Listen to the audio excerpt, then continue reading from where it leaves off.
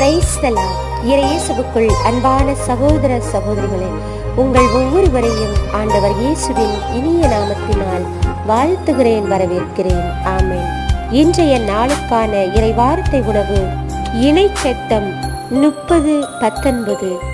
உன்மேல் இன்று நான் விண்ணையும் மண்ணையும் சான்றாக அழைத்து வாழ்வையும் சாவையும் ஆசியையும் சாபத்தையும் உனக்கு முன் வைக்கிறேன்.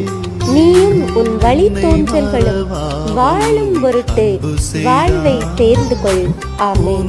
இயேசுவில் அன்பார்ந்தவர்களே, இன்றைக்கான இறைவார்த்தையின் மூலம் ஆண்டவர் நமக்கு கற்றுத் தருகின்றார்.